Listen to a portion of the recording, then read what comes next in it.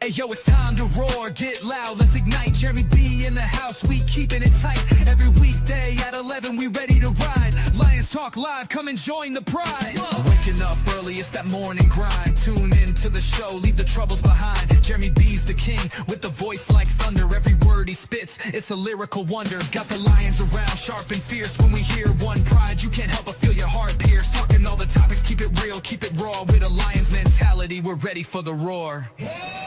One pride, it feels right. Jeremy B bringing the heat, morning light.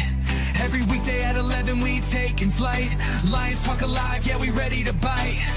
One pride, hear us loud. Jeremy's in the zone, making us proud. This is a Huddle Sports Network broadcast. You can find us on Roku TV, Amazon Fire TV, Facebook, and of course YouTube. Get all your NFL news here first. Hey, good evening, and I am not JB. We are doing let me close that. We're doing the JB show form, keep it going on his page. We'll give it a few minutes, let some guys filter in tonight so we can keep this going on JB's page while he is away. Unfortunately, JB can't be with us tonight, so we figured a couple of us, we'd hold it down. Ken, Packerbacker Ken will be here shortly, and hopefully we'll get some of the other guys on here as well. They should be hopefully coming in soon, I hope, as we try to figure this out. So yeah, some football news today. Of course, there we go. There we go. Good evening, Ricky. Jair Alexander, formerly the Green Bay Packers, is now a Baltimore Raven. So when we get some other guys on here, hopefully we can talk about that some. Yeah, it'd be nice if let me do this too. Hopefully JB will be back soon. We haven't really heard from him, but we know he's okay. So hopefully we'll get some of the other guys on here shortly. But let us know in the comments as we start getting people in. If you're on X, you can please comment from X on the live feed. Looking forward to hearing some comments from there as well. Trying to get some of these other guys to get in here. Some of the normal guys I wasn't able to get a hold of. Where'd he go? 1 second, guys. I'm sorry.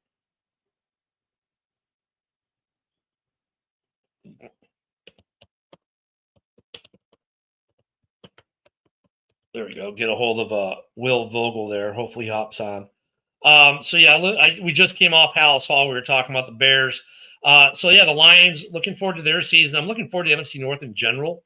But Lions fans, how do you feel about your offensive line changes and your coaching changes? I know it's been contentious with fans in the division. All right, shoot. Let me see if I can find you real quick on Facebook. I think I already know what's going on with him, but hold on. I'm trying to type in your name at the same time. Oh, C-I-C. Okay. It would help if I learned how to spell, right? Oh, there you are. All right, I just sent you. There you are. Hey, do you have Ricky? If you have the link, if you want to hop on, I just sent you a DM on Facebook. There you go. Let me send you the link too if you want to hop on.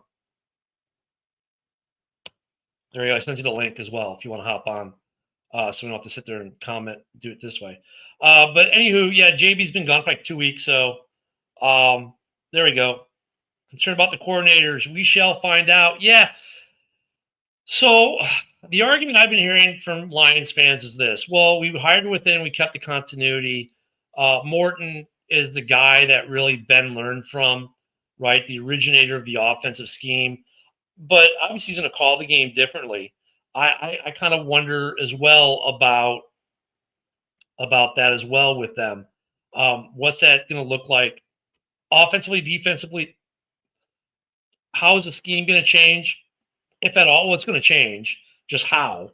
And then what's the play calling going to be like? Those are two big concerns I would have if I was a Lions fan right now.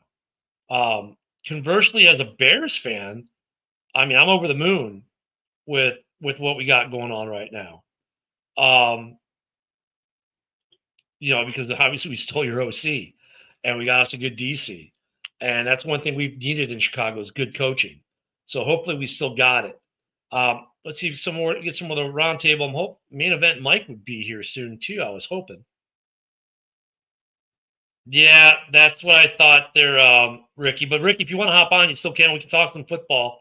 I kind of thought it was that, but thank you for that update. We'll have to talk more after too. Let me find where is main event Mike. Oh, someone just came to the studio. Jamie is coming on as soon as his cam connects. Good evening, Jamie. Yep, here I am. Hey. So we were talking a little bit. You heard the big news today, right? No. Can you tell me about it? What is it? Jair Alexander signed a 1 year, $6 million deal with the Baltimore Ravens. I like that. Because I like that signing because he obviously he got paid with the Packers. Obviously he served a purpose there. Already has his guaranteed money, and now he can go sign a 1 year prove it deal with an AFC contender with the Ravens and improve an already pretty good defense there. So I like the move by the Ravens. Low cost, high reward potentially, I think. No, I agree with you. I thought maybe he could have gotten as high as $10 million on a prove it deal. But $6 million, great deal for the Ravens. They just got a lot better. And you know what? Even if he only plays half the games, I think he's worth the $6 million they're going to pay him. Yeah, definitely. I think it's part of the trend you're seeing with all these teams doing 1 year deals. It definitely makes free agency interesting the next year because we're on the Bears show. We were just talking about this. The Bears have not a single safety under contract for next season. When this year ends, all 6 of them are free agents. Because they're all on 1 year deals, right?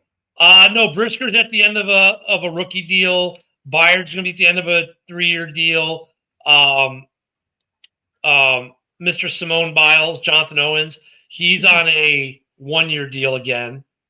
So I think he'll come back on another 1 year deal. Yeah, that's true, Ricky. He might have taken less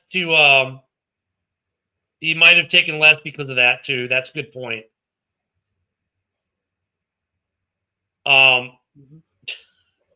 But yeah, I mean, interesting with that signing. It definitely makes them better. The Bears, though, have no safeties after this season. But I think Owens comes back for another $2 million.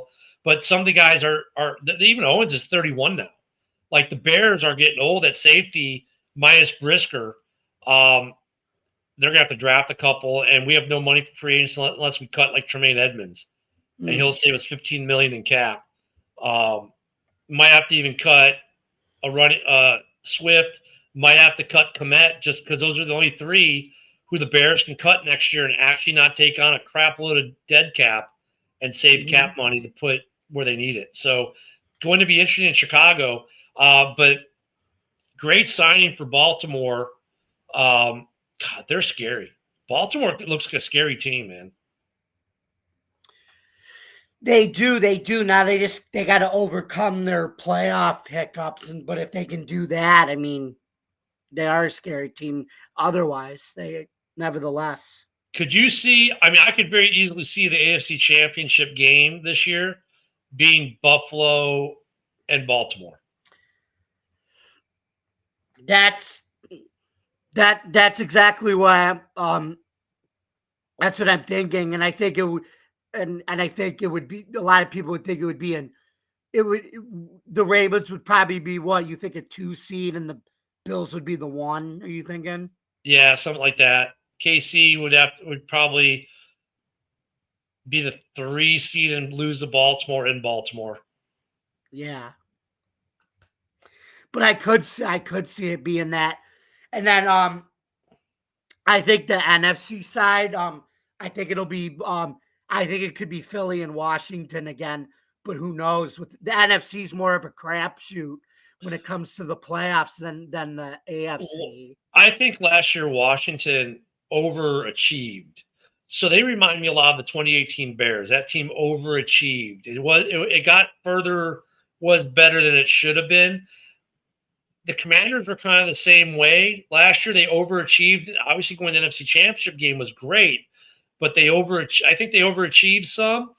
And now they've got some issues to deal with. They did sign some people to kind of like mitigate that overachieving year to the next year thing. But like, dude, they're not wanting to pay Scary Terry. It's like, how do you not want to pay Scary Terry? He's worth every penny he's asking for. Like, make that dude a good deal and make him happy. If it's not Philly and Washington, I think Philly will have a shot again, though. To make it, I think it could be maybe let me think. Out of the NFC, it could be Philly, Green Bay. I don't know. I mean, I'm going to try to stay outside the North for a minute, so I'm not trying to be too homerish, because the North, to me, it's flip a quarter as far as who's going to win it. But some other teams to watch out for in the NFC, the Rams. Philly and the Rams, that could be one. And actually, you know what? Don't sleep on Tampa. They've got a good quarterback with a great receiving core and a tight end that is really gets overlooked by a lot of people. And they also have a system that's so good, and they run it very well year after year that helps the quarterback with Baker.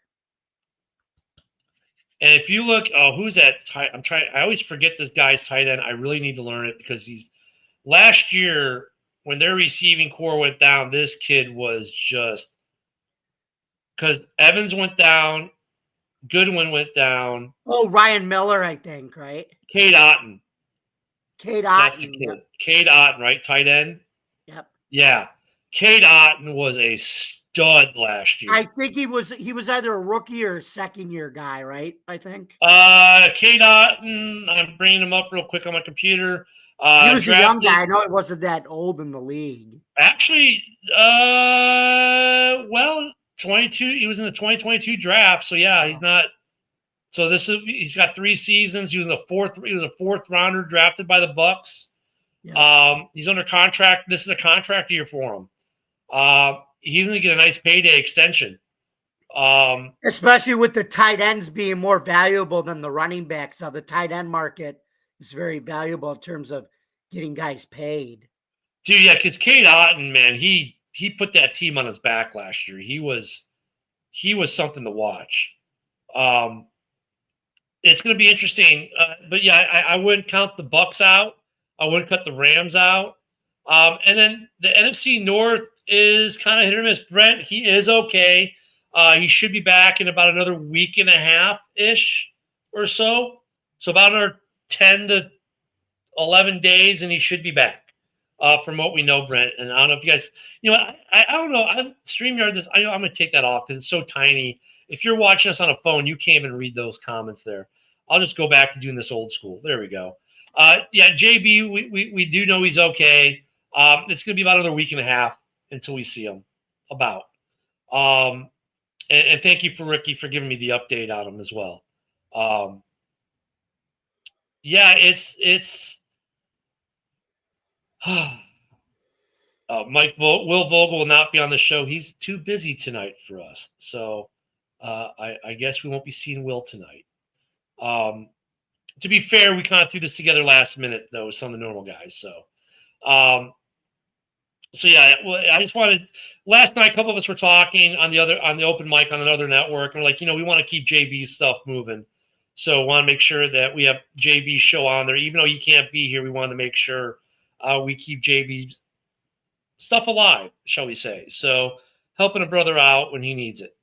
But yeah, and then you got the NFC North, though, Jamie. I think the NFC North, you could have any one of those 4 teams, if their questions are answered, could be dangerous, right? Mm-hmm. If you look at, I'll start with worst to first. If you go with the Bears, the Bears have the 6th highest payroll on the offensive line in the NFL. If they fix that offensive line, they have potential of being a really dangerous offense. We already know they have a pretty good defense. They could be dangerous. If you go to the Packers, They have a couple questions defensively. If hey, senior's on. Hey, the other Ken. I don't have the music, my thing, so I'll just pretend that we have the music tonight. There we go. The Packers, though, they could be dangerous if they fix some of their issues. If J Love plays better, they fix some of their pass rush.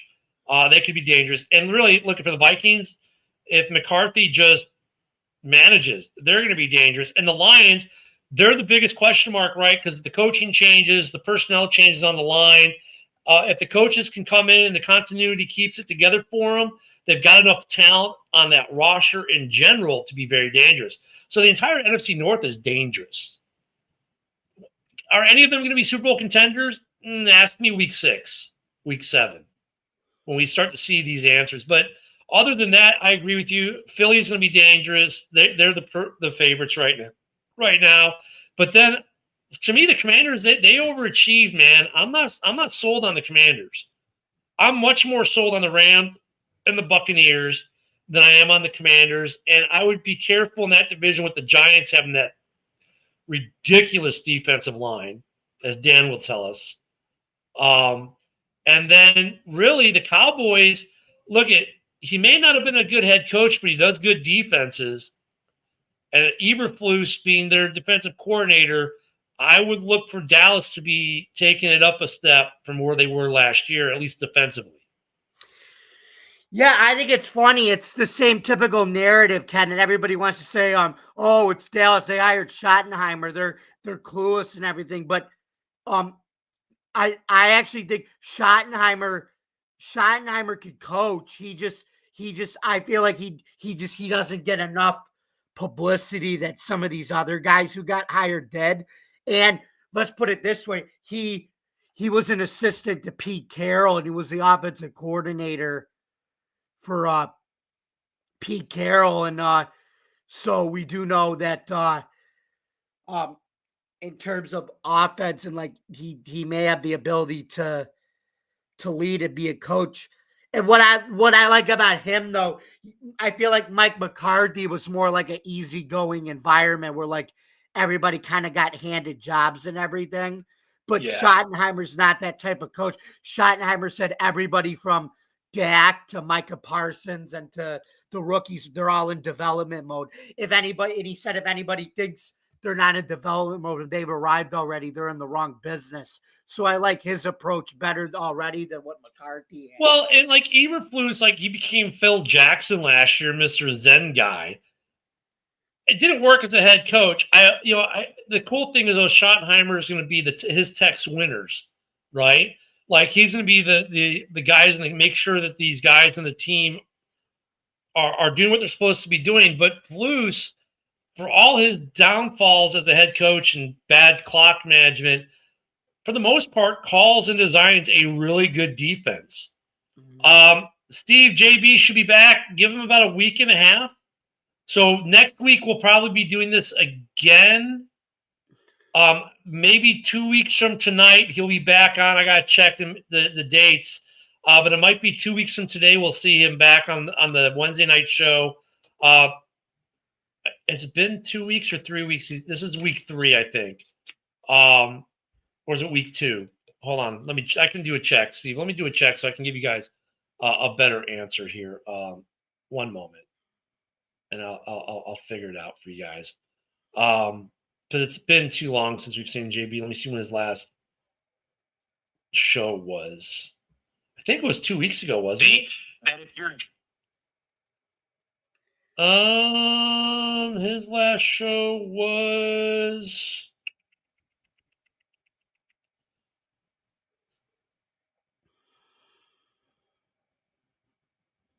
Well, he's missed a lot. Here we go. The 5th. So yeah, it's been 2 weeks. So he'll be back. He'll be back in 2 weeks. About 2 weeks. So not this week. He should be back. Yeah, about 2 weeks from today, if my math is correct. About 2 weeks from today, he'll be back, guys. Let me check the date here. Let me see. And Ken Senior, if you're still watching, No, he won't be back until he'll be back on the air. Should be by the 7th of July. By the 7th of July, he'll be back, I believe. So, yeah. So give him about 2 more weeks, guys, and we're gonna try to hold it down for him when he gets back. But I think it's 2 weeks. It might be 2 weeks from today. He'll be back. So July. I think July. Out for the month of June. Mhm.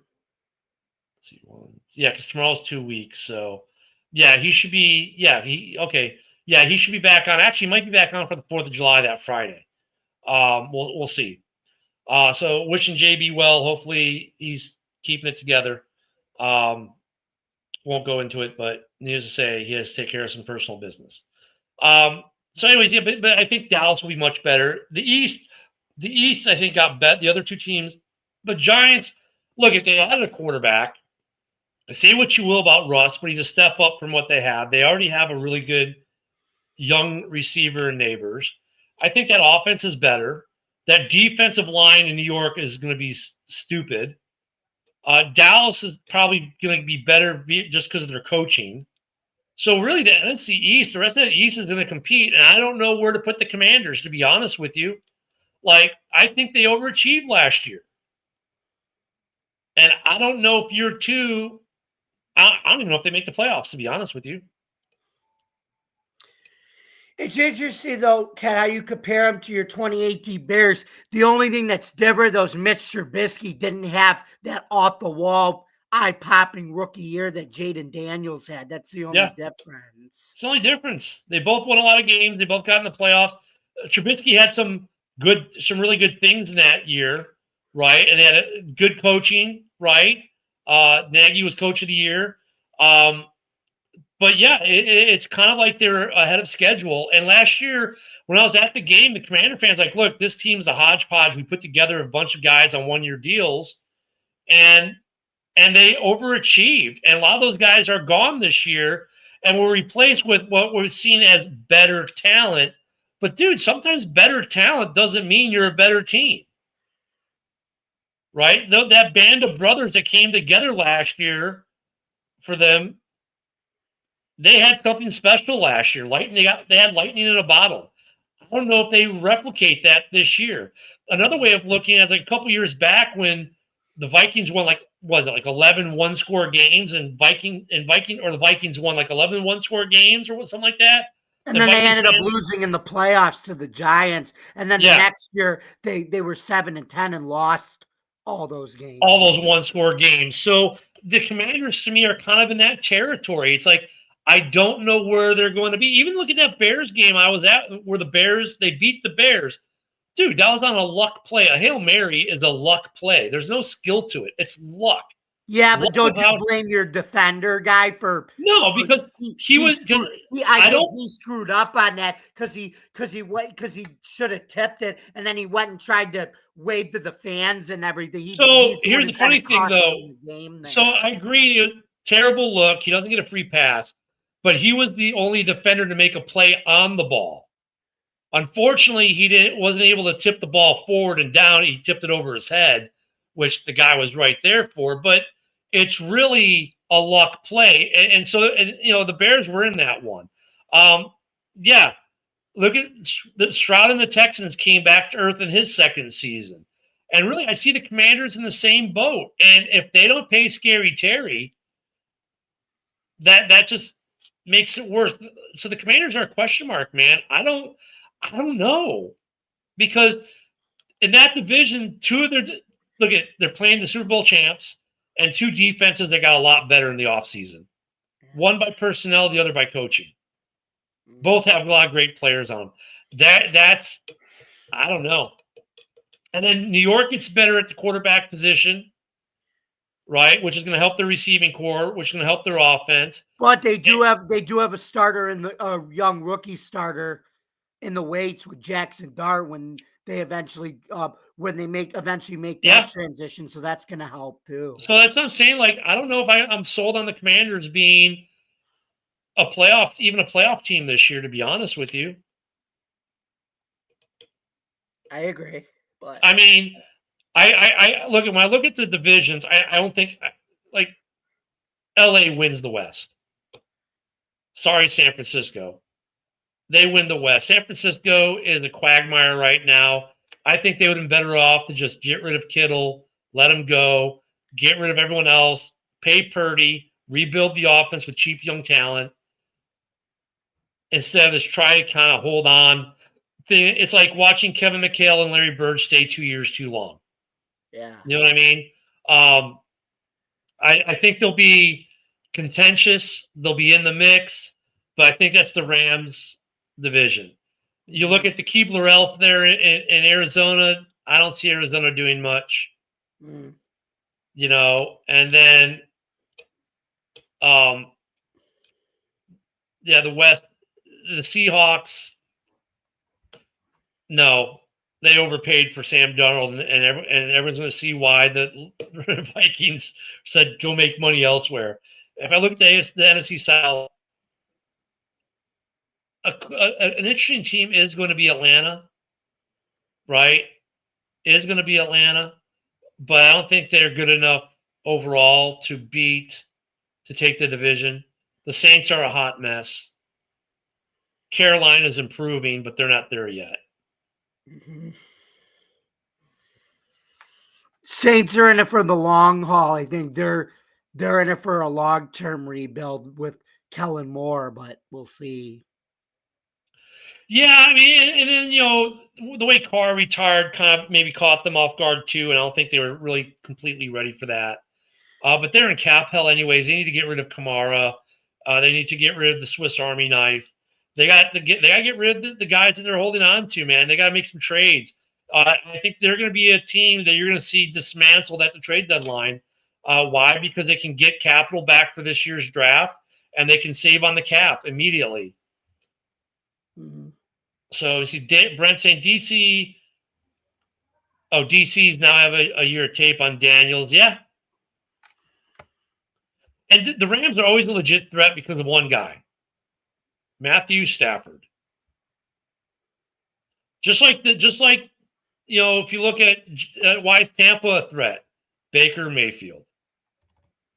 And both those guys have talented receivers they can throw the ball to.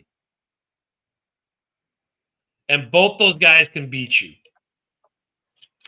And can find ways to beat you. So, yeah, Daniels, I think, comes down to earth.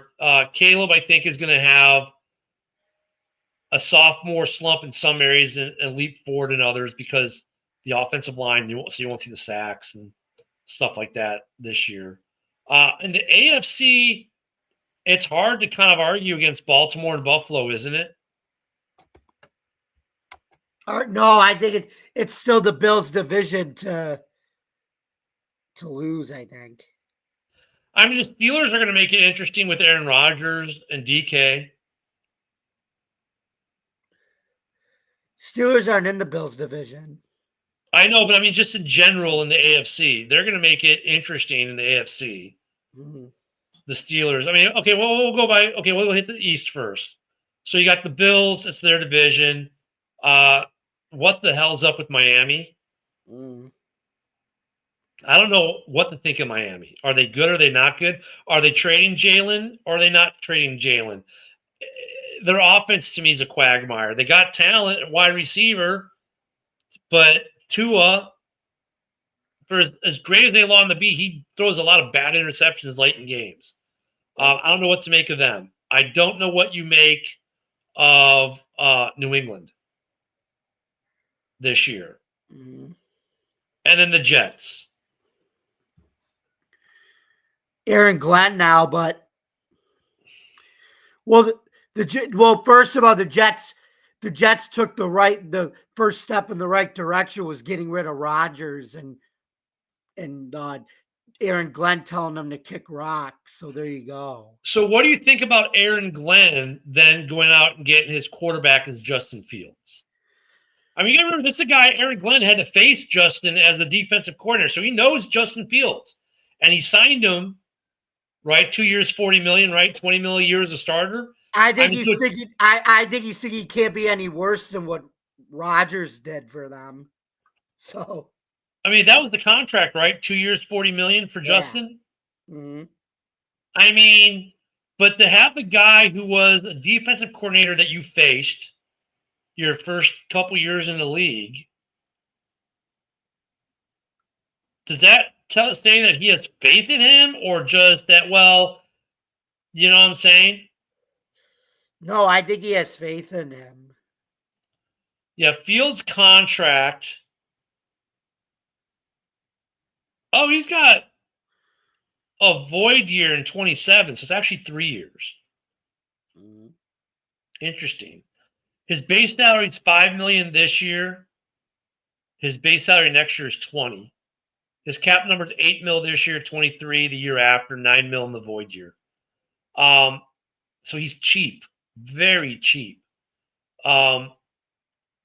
Justin, I'm wondering though, with AG taking him, if that means, like, I don't know, maybe he's the right quarterback for the Jets for what he's going to do there. I don't know. I think so. For So the his Jets, system, I think it is. I mean, the Jets have some quality players, so they might. But yeah, that's Buffalo's division. I don't know if anyone else comes out of the division in the playoffs. So then you go to the NFC North or AFC North. That's Baltimore's division right now. But we'll go Cincy. Burrow, yeah. Offense is sick. Defense, eh. They might make a playoff run, though. They could get in, and they can be dangerous because of Burrow. Aaron Rodgers in Pittsburgh. I don't know. I mean, I think that makes it interesting, but I don't know. See, what the problem is the narcissist, or the narcissist mentality, or the attitude with them gonna pop off, and knowing like what Rich said, that Tomlin's not gonna put up with that. And I think if he acts up, he's gonna say, Aaron, sit your you know what down, and Will Howard, go get your helmet ready. It's your time. That could end up happening. Maybe I could kind of see that. Let me add this really quick. There we go. And then of course you've got Cleveland, who's a hot mess. The only thing that's saving them is their defense. Yeah, very good defense. But I mean, look, they got some offensive weapons if they can figure out their quarterback situation. So like Cleveland and Pittsburgh can make it interesting in that division. And Cincy, you want to give them the benefit of the doubt because they got such a potent offense, but their defense is so terrible. You're like, ugh.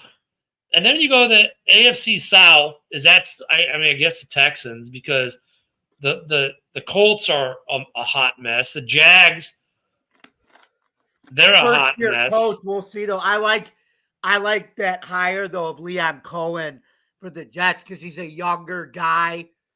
Comes out of the Sean McVay tree, and I think that's going to help a team like Jacksonville rebuild. So, yeah, I guess we'll see what Trevor Lawrence is all about, if he's worth the money they're paying him down there. I mean, and the AFC West is going to be the most interesting of the divisions, though, as far as because the Raiders are getting better. I like the moves they made in the offseason. Denver's looking good. The Chargers are going to be good. And Kansas City, Kansas City's going to have to fight to make the playoffs this year. Yeah. They're going to have to fight to win this division. I don't think you can any longer pencil in Kansas City as winning that division. I think they're going to have a really tough time in this division this year. They lose Tooney at right guard or at left guard because now he's in Chicago. Kelsey's declining. They lose some guys. They lost some guys on defense. Last year they barely hung in to make it like they did. And everyone else is catching up. I mean, are we seeing Kansas City in the decline right now?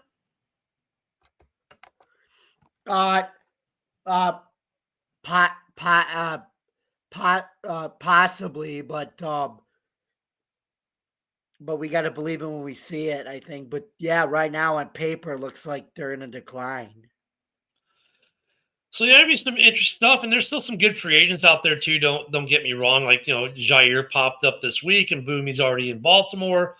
You still got like Judon is out there. You've got the other edge rusher. I'm brain farting right now. Trey Hendrickson. No, he's under contract still. Hendrickson. Oh. Judon's a free agent. Who's my other free agent? You said edge rusher? Edge rusher, yeah. Hold on, let me look it up because I hate when I brain fart live on a show. Judon's out there. There we go. Maybe the Spo tracker, they'll hit me up because he's in the top 25. There we go. Okay.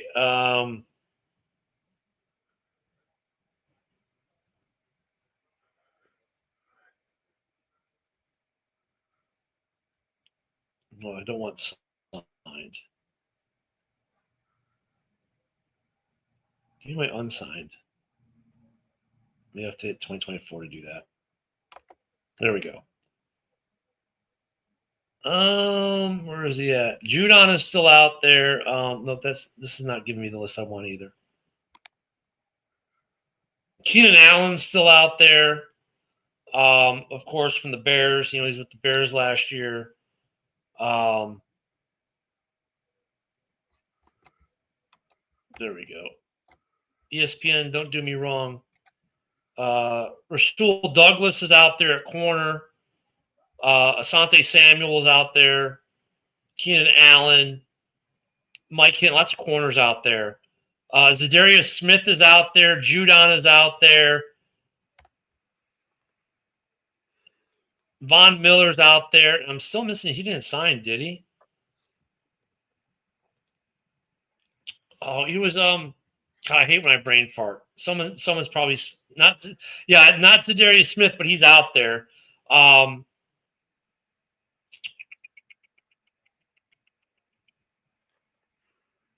There we go. Maybe he's in the PFF one. Hold on. I'm sorry to be brain farting here. Maybe he signed. Preston Smith is out there. Aguilar's out there. Shaquille Griffin's still out there.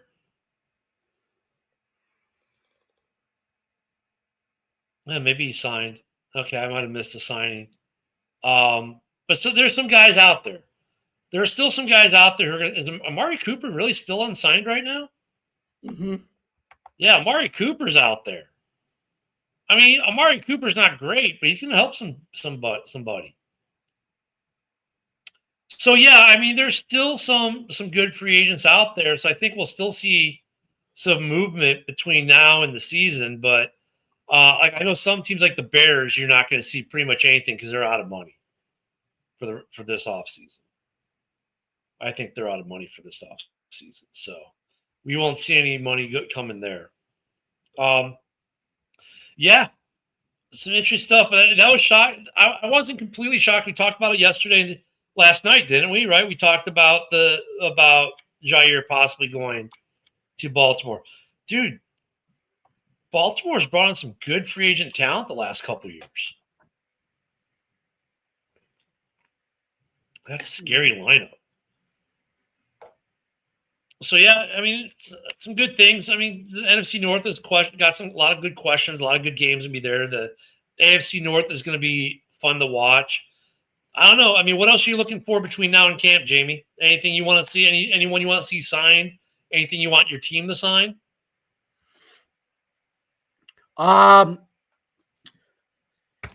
Maybe get a couple more pieces on the D line. Get some more receiver competition in there and line competition. But depth, I want to see competition and depth at every position. You know what's funny is for the Bears, our biggest camp battle could be at kicker.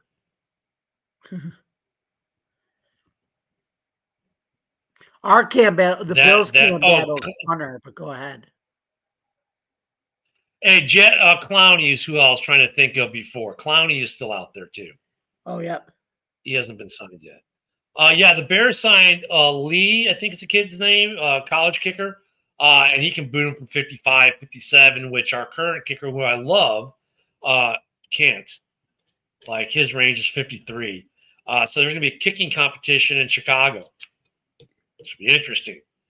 I hate that the offseason you don't really see too many position battles anymore. Like it's all done before week 1, right? Everyone before camp knows who the starters are going to be. And then you don't see them play. Like there's no more position battles like there used to be. Mm-hmm. But yeah, Clowney, I wonder who Clowney's going to sign with.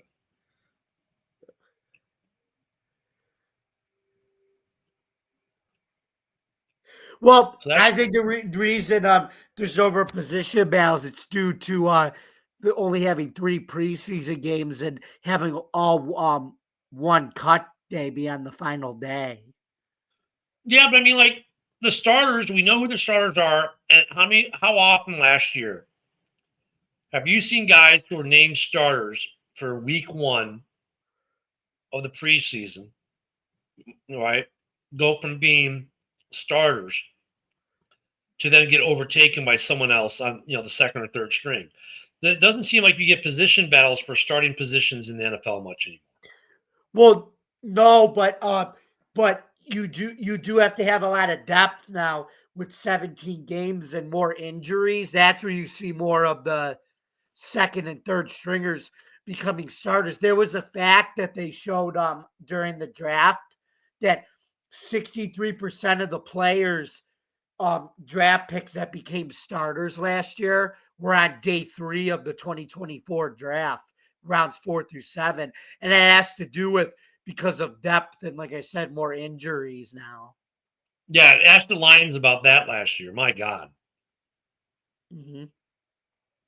The Lions were, as we here in the North, we had all these injuries last year. They were like walking wounded coming into the playoffs.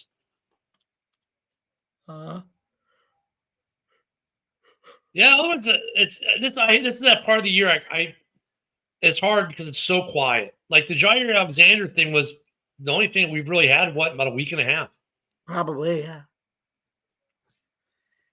I don't know. I haven't heard any other good rumors.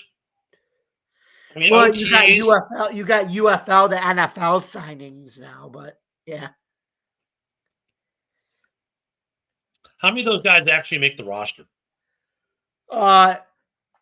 Some do, but it's only a 1-year deal, and then they make it, but then sometimes they have to end up go back to their original UFL team to try to earn another shot in the NFL, or they get a camp invite and then they get caught and then they end up signing back with their UFL team. I completely missed the entire UFL season.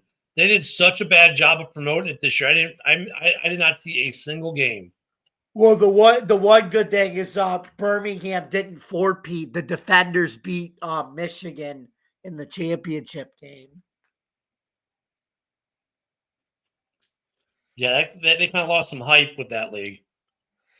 Yeah, but they already said it's coming back for season 3 for 2026. I mean, I think it's good that we have it. I just wish they would have been out there more. Like I said, I didn't see a single game. They're still talking about relocation and expansion, but we'll see. Give me a team down here in Pensacola. I don't think we could support it. Right. But hey, why not? So, yeah, I mean, big news today with Jair Alexander. That Baltimore defense is going to be pretty darn good this year. Pretty darn good, and their offense is already good. Aaron Rodgers to the Steelers. TJ hasn't signed the extension yet, but I think they're going to get it done, aren't they? Yeah, I think they will. How big of an impact do you think Rodgers makes on the Steelers?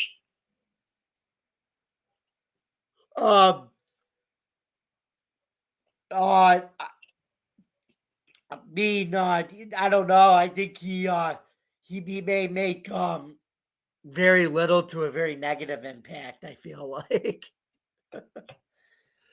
Yeah, I mean, he isn't going to want to be a mentor to Will Howard. He's just not that type of guy. Like how he didn't want to be a mentor to Jordan Love, just how Brett Favre didn't want to be a mentor to Rodgers. so are we maybe going to see a head coaching change in Pittsburgh after the season? Yeah, I think that's why I told Adam that's why I think they signed Rodgers to get Tomlin to try to get Tomlin out of there. So what we're saying here, everybody, is that Aaron Rodgers was signed just so the Steelers could fire Mike Tomlin. Well, look at what he did. He got Robert Saleh fired, even though Saleh was doing a pretty good job before he came there. But That's an interesting point because they were doing pretty well without Rodgers, and they make the big move. And I mean, granted, you can't, Rodgers gets hurt. They were heading in the right direction after that second season with Saleh, and then they go and sign Rodgers. Look what happens. I mean, he gets hurt. Unfortunately, I don't know how it would have been different if Rodgers doesn't have the Achilles injury. They still went 7-10 without him. Yeah. So. Yeah, I don't know. Yeah, is he the coach killer? Yeah. What does Rich always say? He's the LeBron James of the NFL, remember? I'm the GOAT. No, you're not. Did he? Well, he did come in at number 10 for me yesterday on the quarterback list. I kind of regret it in a way. But, I mean, he's got the MVPs and everything else. I mean, his individual play has been there. But, yeah. I mean, Rex Grossman has as many NFC North championship rings as Aaron Rodgers. Wow. That's a hard pill. So does Kyle Orton, technically. Kyle Orton, yeah, well, I mean, yeah, because Kyle Orton was still on that team, wasn't he? Yeah, he was. No, it wasn't. Obviously, he didn't turn out to be like a franchise guy, but he actually he was a serviceable quarterback throughout his career, though, Kyle Orton. I love Kyle Orton. I didn't think he got, excuse me, he had no respect when he came into the league. Even in Buffalo, when he was with the Bills, he won them games too, because they had that really good defense that year. So Kyle Orton, though, his rookie year, he gets pressed into service, right? And yeah, his rookie year, he gets pressed into service, starting the first 14 games of the 2005 season. He goes 10-4, gets the Bears in the playoffs, right? Yeah. Rex Grossman comes back, they replace him. He got no votes for rookie of the year, nothing, went 10-4. Came in the rookie year. Doesn't play at all in 2006. Was on the roster. They barely used him in 07. Right? He took the starting job from Grossman in 08. He went 9-7. Not bad. With the Broncos, he was 12-21. Then he bounced around the Chiefs claim him on waivers. But then he goes to the Cowboys and the Bills to become a backup. And he's a Bills starter in 2014. We went 7-5. And he retires. Overall, for a fourth-round pick, the 106th pick in the draft, good career, never got the credit he deserved. Mm-hmm. He had a 59.5 completion percentage, 101 touchdowns, 69 picks, 18,000 yards passing, and a passer rating of 81.2 for a career. Mm-hmm. I mean, dude had a good career. And he was a solid quarterback. And everywhere he went, they crapped on him. Mm-hmm. Never got the respect. Uh, I like Kyle Orton. And he has Me the best too. signature on a helmet. uh, Yeah, I don't know. I they mean, used, do you remember? I don't. But when he was with the Bills, everybody called him Uncle Rico because he had the Uncle Rico mustache from Napoleon Dynamite. his record as a starter, 42-40. Uh, 42-40. So some bad years in Denver. right. I always call him the neck beard because when you look at him with that beard, he had the whole neck beard thing going on. But Uncle Rico, that's good too. Excuse me. That's hilarious. Yeah, Kyle Orton was a great game manager. He wasn't flashy. He was just a solid quarterback. He had a decent career, but could you imagine if you have a rookie quarterback? Think about this for a minute. His rookie year wasn't supposed to be the starter. It was supposed to be Rex Grossman. Rex Grossman gets hurt in the preseason. We have to go with Kyle. 10-4 as a rookie. If that happened today, they'd be calling him to be the offensive rookie of the year. Oh my God, this quarterback is phenomenal at 10-4. Right? Yep. For Kyle Orton, not even one vote for offensive rookie of the year. Crazy. That's nuts. Oh, I'm sorry. He was 10-5 in 2005, his rookie year. Yep. Look at these numbers. Actually, it was his best career statistically, record-wise, 10-5. 51.6% completion rating, just under 2,000 yards. 9 touchdown, 13 interception, not great. 59.7 rating, okay. 24 rushing attempts for 44 yards. Took 30 sacks. 30 sacks he took. He got mauled back there. And still went 10-5. Mm-hmm.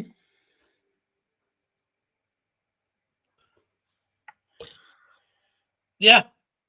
I mean, any quarterback in today's game goes 10-5 as a rookie. Oh my God, look how awesome he is.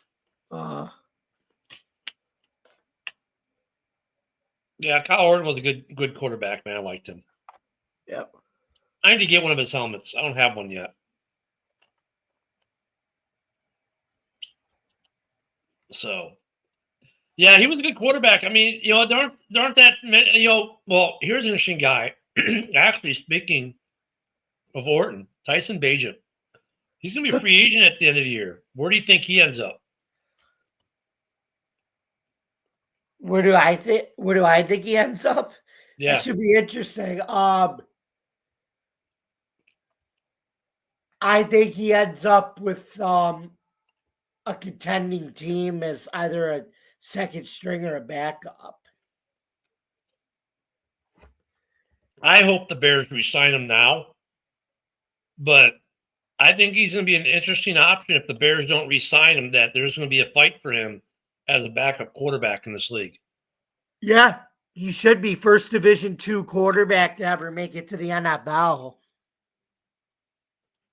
And he played good his rookie year for the games he got to play. Yeah, he did. Didn't see any game time at all. I don't think he's going to see much under Caleb because Caleb is pretty durable. Mm-hmm. That was good for the Bears last year. Caleb Williams played all 17 games. When was the last time a Bears quarterback played every game of the year? How about Jay Cutler in 2013? That's probably the last time. I knew that actually. I'm glad you see the gun in him because I don't get everybody thinks he's so bad, but I think he's got potential to be something. Did he do what Jaden Daniels did last year? No. Did he do what CJ Stroud did his rookie year? But not every quarterback can do that in their rookie year. That's what people got to understand. I think a lot of people expected him to come in and be like that, but not every rookie can do that. I think that's an anomaly, Jaden Daniel and CJ Stroud, the rookie years that they had. Yeah, I mean, You got to remember though, back in the day, back when when Orton came into the league, the hype train wasn't what it was. You know what I mean? The hype train is a lot higher now Yeah. than it was back in the early 2000s. Now they, because the internet, while it was here, social media was kind of still in infancy, right? It wasn't. Yeah, Facebook was around, but it wasn't like it is now with X and everything. Like, not everyone wasn't on this all day, so the hype trains and the clickbait on these guys wasn't nearly. We weren't as internet needy as we are now. I guess is what I'm trying to say. So Right. like, you didn't see as much, and they didn't. But if Kyle Orton did that today, oh my God, they'd be like, the next greatest quarterback ever in the NFL is Kyle Orton. And while Right. he still had a really good career, he didn't blow the doors off anyone. Jaden Daniels had a good year last year. A lot of that is thanks to Kingsbury and Scary Terry Mhm. and some veteran tight ends that carried him. I don't think Jaden Daniels has as good of a year this year as he did last year. Hmm. I think he has a big fall off. And like So, I yeah, said, I also get tired of hearing about the Caleb Williams as a Ryan Leaf thing too. That's such a horrible comparison. yeah. I mean, if you look at Caleb, terrible offense last year, which is, hey, Caleb had weapons, but he had no offensive line to protect him. They had a shitty scheme where guys weren't able to get open because the coverages were easy to defend the scheme. He still ends up 5th on the all-time Bears passing list last year as a rookie. Yep. Sets a rookie record for pass attempts without interception, which is only 2nd all-time in the NFL to Aaron Rodgers overall, but as a rookie, it's a record. So 6 turnovers on the year.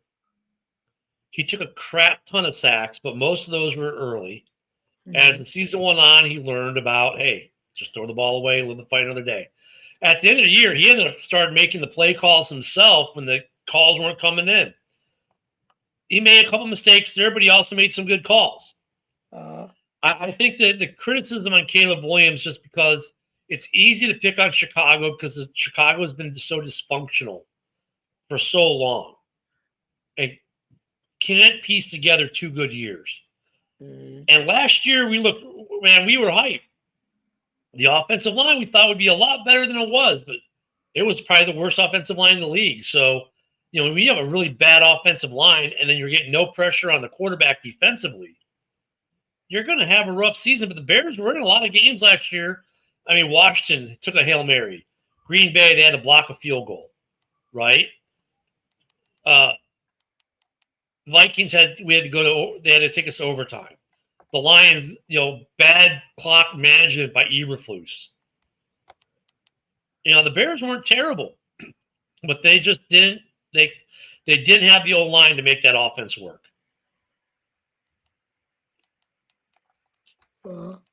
So, yeah, I think people, and then, people will hit on him because they'll hit on him because he paints the nails, a pink phone case, whatever. It is what it is. But yeah, hopefully JB will be back. Like I said, about 2 weeks. Be nice to get him back on his airwaves, which we are borrowing tonight to keep something on his airwaves. I don't know if the other guys trying to come in from their show, from the other show. I didn't send them the link. I sent the message. Let me check real quick. And thank you for those of you who are watching me and Jamie tonight, just kind of doing an impromptu thing here. Everyone on X.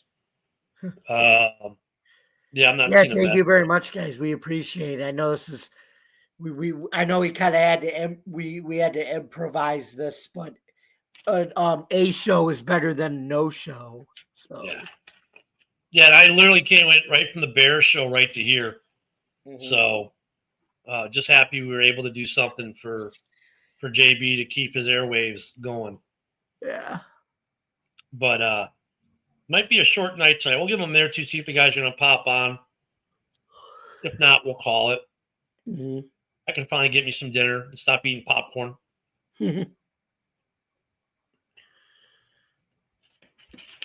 Yeah, let's hope. I can't wait. We're getting closer. What are we? 84 days out. Wait, what? Right, we're 84 days out from the season. Yeah. Okay, now. Yeah, but they're already talking about the next CBA. That just tells you how fast the NFL is when they're already talking about that. When is the next CBA due? They said 2030, but we'll see. See, it's weird. Goodell wants to. I don't know what he said. He wants to like make changes to the cap and everything, but they're saying that might hurt teams like the Bills and the Browns. They're saying it may hurt the small market franchises if they do it, but I don't know. What are they trying to do? I mean, look, each of these teams makes about $1 billion a year in profit. Yeah. Even the Bills. So the small market team thing doesn't work for football teams because even like Minneapolis is a small market. They made $990 million last year profit.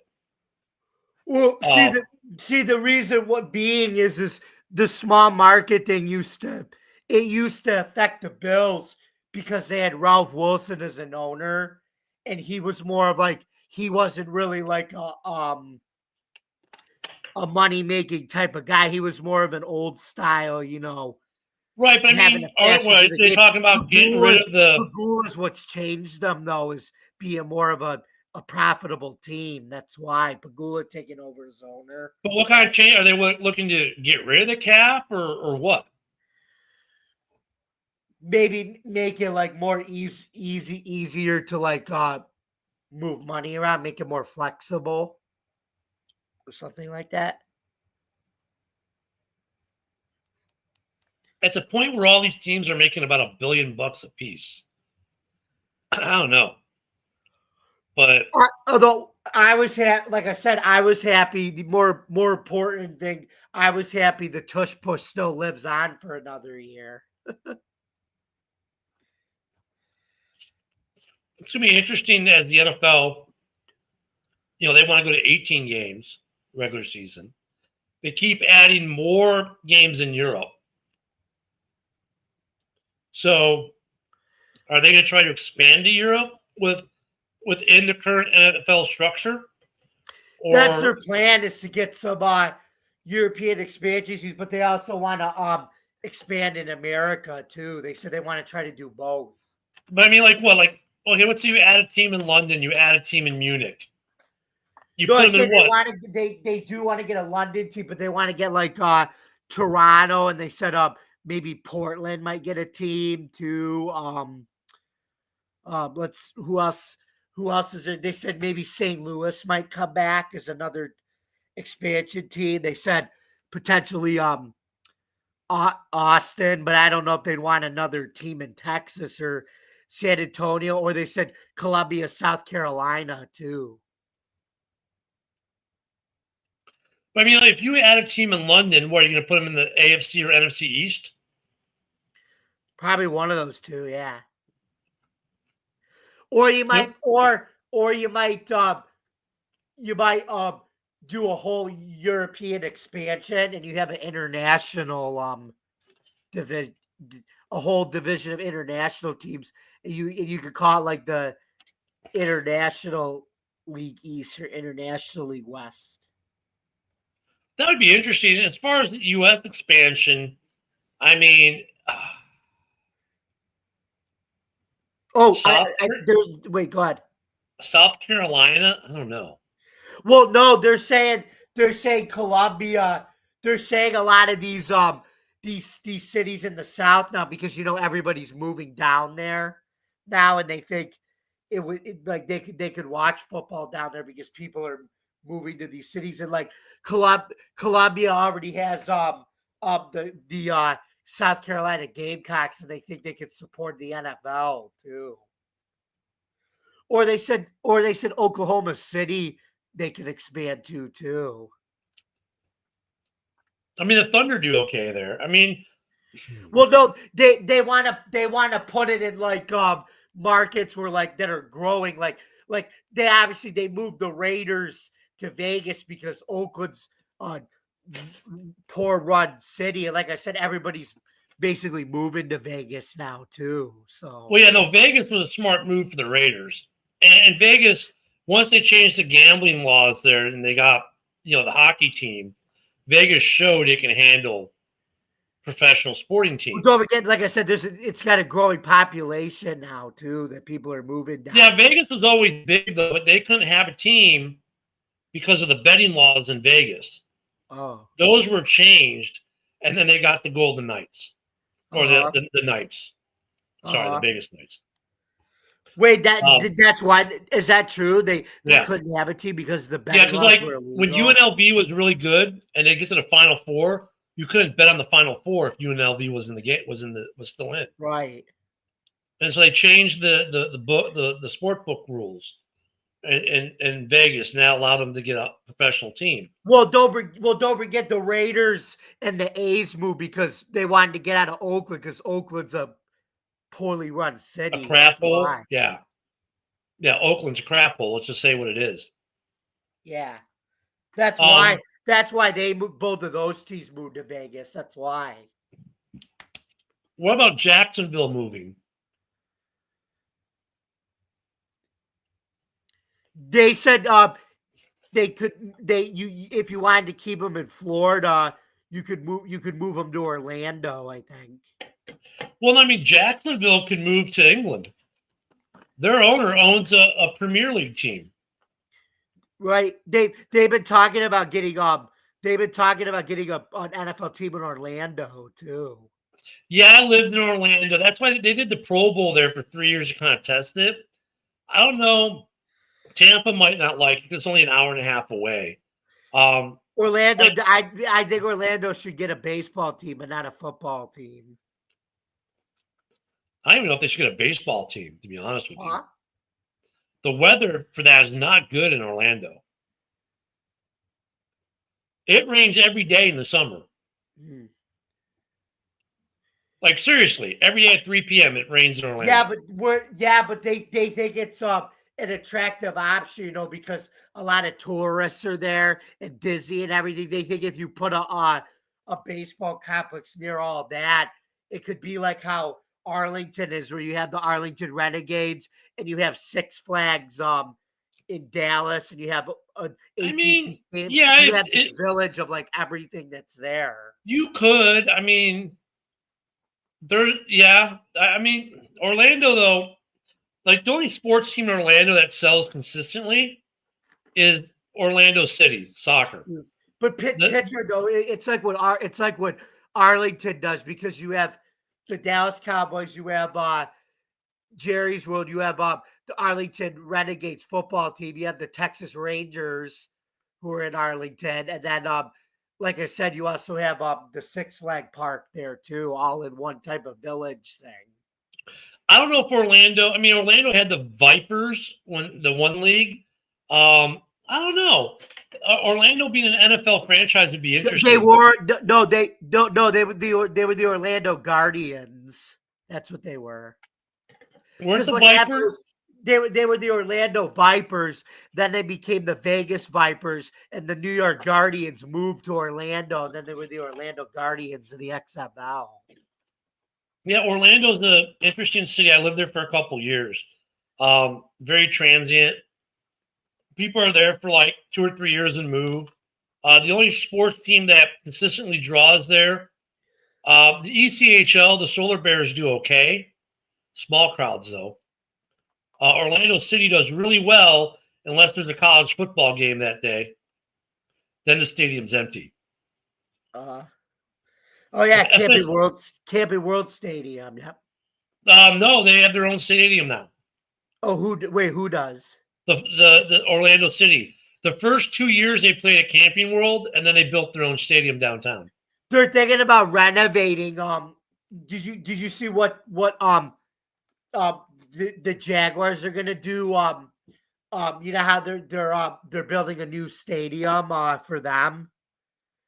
They said they're renovating Camping World Stadium to make it NFL standards. So they're gonna have the Jaguars actually play for a few years there before their stadium gets built.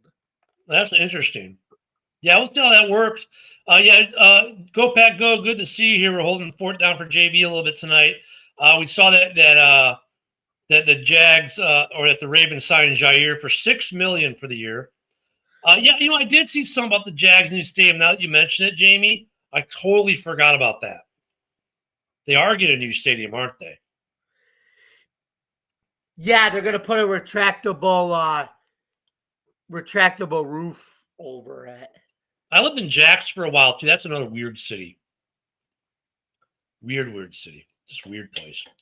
But don't forget though, it's funny you say that, Ted, because obviously you live in Florida, but everybody and their brothers moving to Florida now, because of what's going on. Yeah, the housing market. If you're looking to move to the Pensacola, I may know of a house up for sale. There you go. Go Pack Go. That's $6 million overall. There's a breakdown of $4 million guaranteed plus 2 in incentives. We are a growing state for sure, but a lot of people are always moving to Florida. It's a little more than normal, but Destin's right down the street for me, man. In fact, I just rode through Destin last Friday. You can't tell by my uneven sun as I rode to Panama City Beach and back, going through Destin. We're growing for sure down in the especially in the Panhandle. We're growing, but I wish they put some, like, there's nothing in Birmingham. There's nothing in Mobile. My closest professional sports teams that aren't minor league are, for hockey, I have to go either Nashville or Tampa, both about 7 to 8 hours away. For basketball and football, I have to go to NOLA, 3.5 hours away. For baseball, Atlanta, 6 hours away. Oh, I can go it's about 6.5 hours to Orlando for MLS. So it'd be nice to get something a little bit closer, whether it be NFL. Dude, you're telling me. Yeah, here you look. He's talking my language. The Ice Flyer tickets are cheap too. The Ice Flyers are developmental league hockey, and the Blue Wahoos are AA baseball. They're both fun. Went to the Argonauts game. Not last year, the year before last, I went to a game there. And University of West Florida, it's interesting. They have a nice turf field, but they're the Argonauts, they're a really good Division II football team. The University of West Florida, they've got a really nice turf field, but their seating is like metal stands. They can just, after the game, they just fold them up and put them away. Like, get these guys, like the high schools here have a better football stadium than the Division II football team does.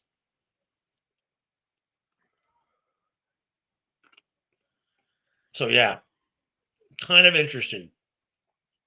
But hopefully we get JB back here, like I said, about 2 weeks. Hopefully there's some more stadium news. Speaking of stadium news, the Bears, right?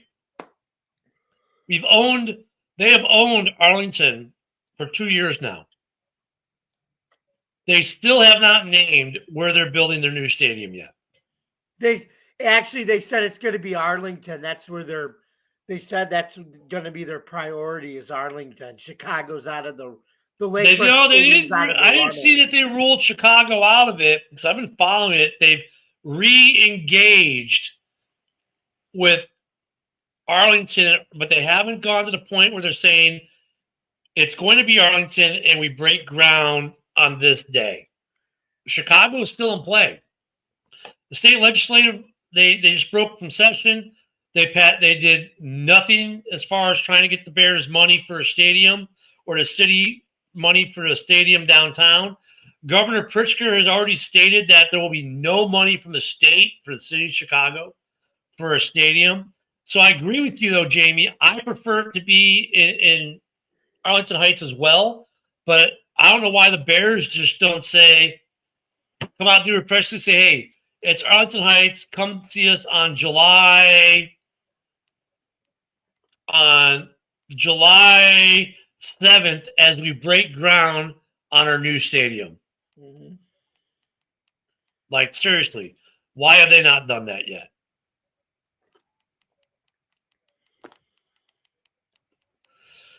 So the Jags are going to stay, and the Bears will eventually. Isn't Cleveland building a new stadium too? Yeah, they're building a new stadium. In Brook Park Zone, the suburbs. The Bills are getting their new stadium. Next year, next December, next July. That's going to be open air, right? Correct. I'm surprised they didn't do a dome in one way. And another way, I get why they don't do a dome, because all that snow weight on those roofs, on that roof of that dome, and the amount of money it would cost to build the dome to withstand. They like the atmosphere when it gets cold, for the playoffs and everything, and they like that natural crowd noise of the stadium. Like, that was always the best feature of the stadium that they're in now, is how loud that stadium gets. Well, yeah, I get that. I agree with that, because I like Soldier Field in December and January, but the dome in Chicago makes sense because now you can get a WrestleMania, you get a Super Bowl, whatever. But in Chicago, you don't get the snowfall you get, because that's the other piece of it. Like the heavy snow states, like, look at the problems that the Vikings have had with dome stadiums, with the amount of snow they get, the amount of money it costs. Okay, for instance, you put the dome stadium in Chicago, and you put the same stadium in Buffalo, it's going to cost exponentially more in Buffalo, because you have to build to withstand so much more snow weight on that building. Right, but they did something that's cheaper and more effective. They built an open-air stadium with the world's largest snow melting system put right into the stadium. Oh, that would be kind of cool. That's what they did. So it was like heat rods in the concrete kind of thing? Yeah. Kind of like, it's funny, it's like when you go to Asia, the floors are heated. And you're like, and that's what they do in Asia. They heat the floors. That makes sense. And they're gonna heat the concourse areas too. So they're gonna have a snow melt system in the thing, and they're gonna heat the concourse when you walk in, so you're not cold. Oh, that's really cool. Yeah. So that's gonna be another new stadium. Who else is getting new? There are a lot of new stadiums coming up. Jeez. Yeah, that's I can't. I mean, I love watching Bills games in the winter. I love when Miami has to go to Buffalo in December or January. I love it. See, they feel like it wouldn't be if you put a dome in Buffalo. They think you would lose your home field advantage because of that. Yeah, I mean, that's how I kind of feel with the Bears doing it. But financially, I get it, because now you can host, like I said, you can host the NCAA Final Four. You can host WrestleMania. You can host a Super Bowl. You can do concerts all year. They said the Bills are going to host something. So they said they're going to host another NHL Winter Classic with the Sabres. Yeah, I mean, but that's cool. I mean, in Chicago, you just do it at Wrigley Field, and it suffices. You know what I mean? Like, they've never done one at Soldier that I can remember. I think all of them have been at Wrigley. I mean, maybe that's what the city will do, though, with Soldier Field, is try to get the NHL to play a hockey game a year there. I don't know. But no, they said they're going to tear it down to build like park there. Well, that's if they build the stadium downtown. They were going to tear it down. They have to leave the columns. It's a national. The columns Right, of they Soldier said they're Field going to are tear the national. Land. stadium down, but build like a park in Right. that area. Yeah, it'd be a park if they built the stadium downtown, correct. But if they don't build the stadium downtown, I think the city of Chicago will maintain it and try to get other things in there. Like they'll try to do concerts in the summer. They'll try to do college football. They'll try to do state football championships there instead of U of I, where they are now. Mostly, I mean, I think the city of Chicago will try to get people other events in the Soldier Field. I like that. I don't know if I like the dome as far as for NFL football. I wish they do a retractable roof, but they're not. I like what Buffalo is doing. That's cool. Snow melting system. That's awesome. So, you want to say something? No. Okay, I thought you were going to say something. No, and the heated concourse I like too that they're going to do. So, dude, that sounds badass. Mm-hmm.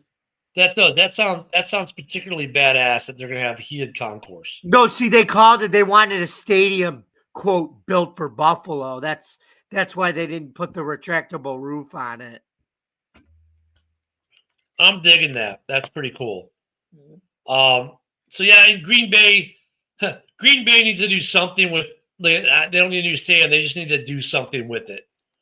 They're in a weird, perplexing piece there. You got an epic. I don't think they can get a new stadium because, like I said, they're community owned. They don't have a corporate owner and to be able to have enough, I think, capital to be able to build a stadium. Well, I don't think they'll ever leave Lambeau, but they'll never leave Lambeau. It's iconic. It's just the problem they have. If they had so you got to remember the other 32 teams, they had a corporate owner with the cash to be able to build. Oh, look, I think the state of Wisconsin would fund it. The state of Wisconsin would give it money. That's not the issue. They don't want to replace Lambeau, but I don't know what they're going to do with Lambeau. Pretty soon they're going to be the smallest stadium in the NFL. They already gave it a $700 million renovation to it. Yeah, I wonder how many more years Lambeau is going to make it before they have to do something. But then again, Wrigley's still going without major renovation. They had some renovation, but I wonder how long they're going to keep Lambeau. So you think the community would just give them money to fund a new stadium, right? Since they don't have a corporate owner. I don't think they'll ever replace Lambeau. Yeah, I think the community would fund the stadium if push came to shove, and they had to. If Lambeau wasn't usable, they would get a stadium. The township and whatnot. I mean, the state of Wisconsin, they'd pony up money. They would do it. I think they try to force them to play more games in Milwaukee. Yeah. But Lambeau is I don't think they'll ever replace Lambeau. I think it's one stadium in the NFL that'll never be replaced as Lambeau. I don't think so either. Yeah, because every other stadium is I mean, it's weird to have the Bears leave Soldier Field, but it's like the Bears, that wasn't even home. Like originally it was Wrigley, then it was Soldier.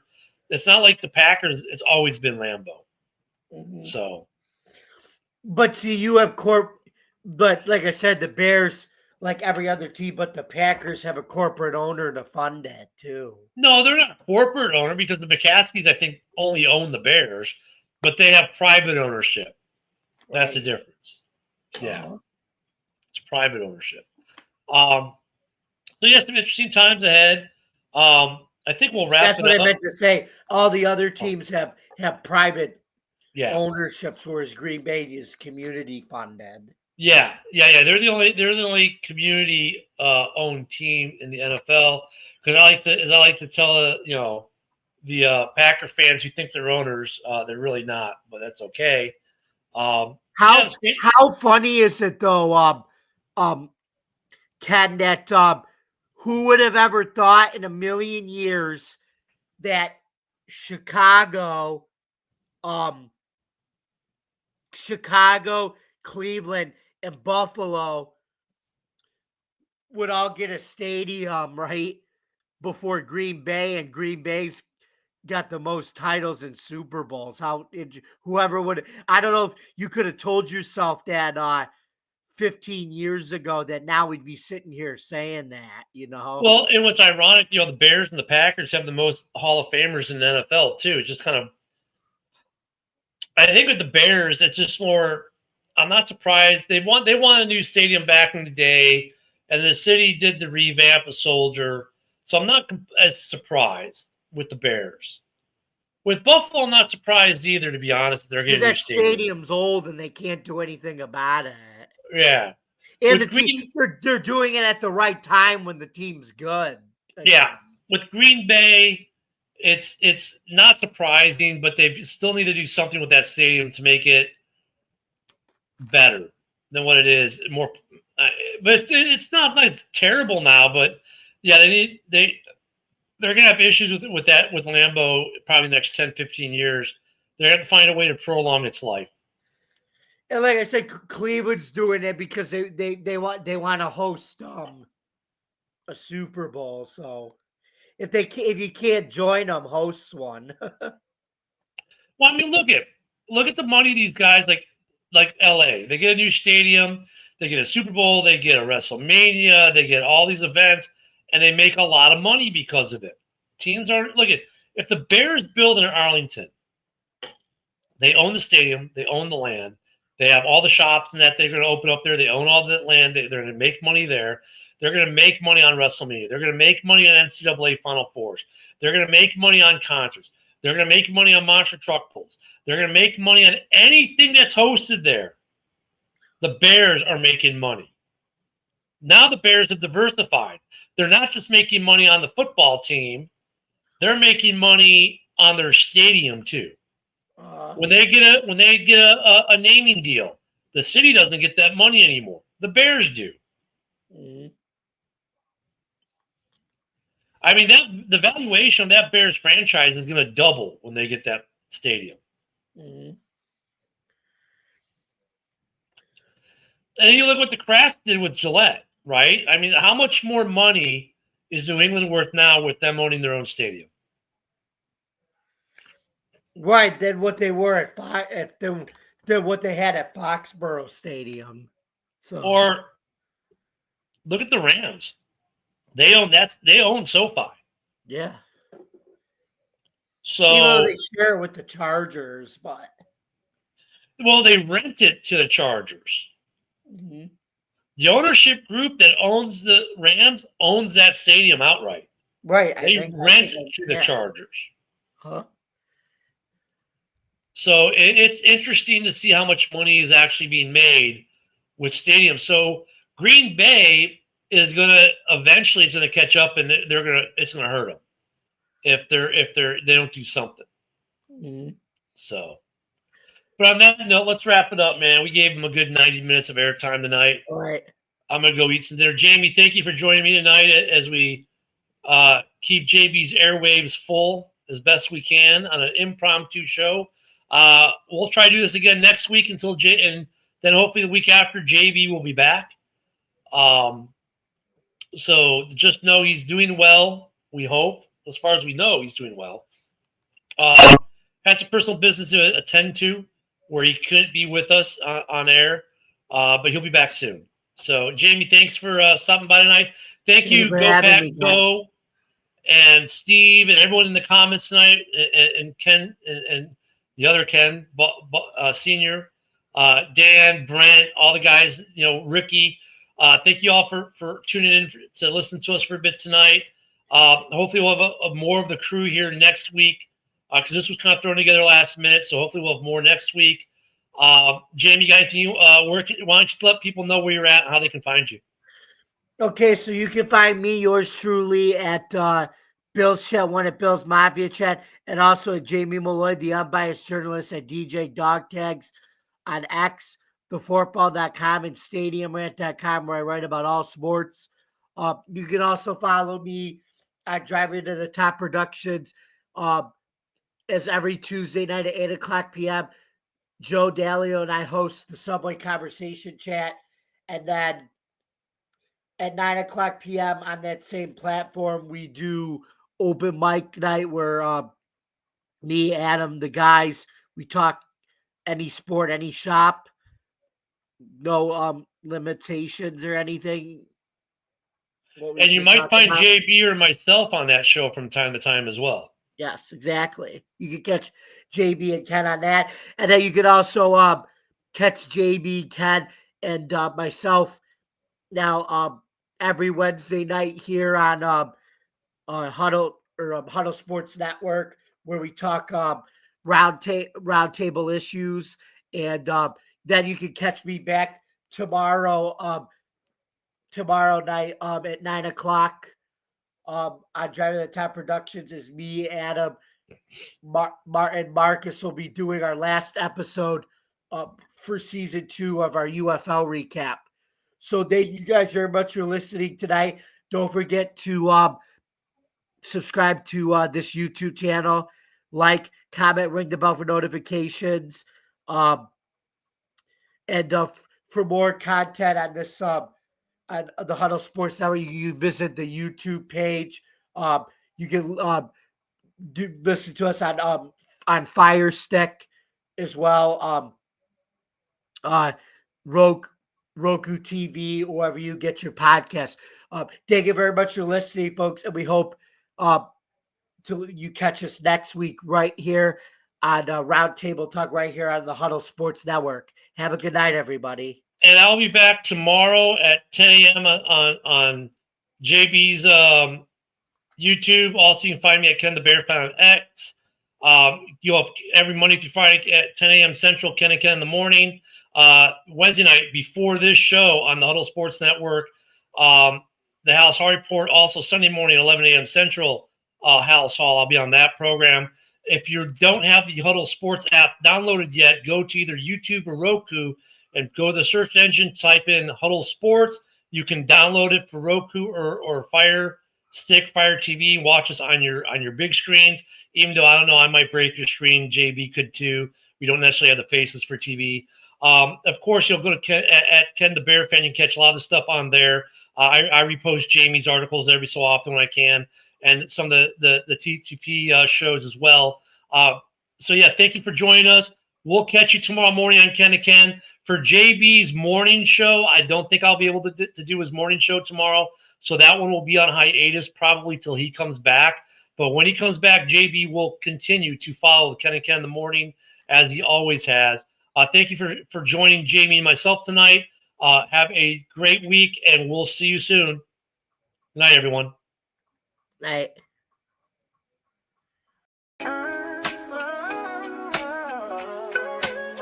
Yeah, yo, it's game time, ain't no messing around. Huddle Sports Network, the best in town. From NFL rumors to the latest trends, we got all your sports, just tune in, my friends. Catch us on Roku, Fire Stick, take your pick. Facebook, YouTube, where the action's slick.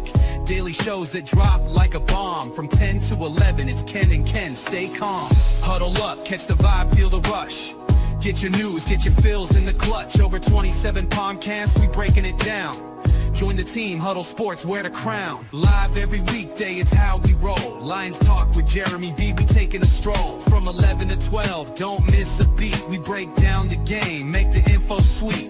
The Daily Huddle Podcast, noon to 1. CST Zone, we're just having fun.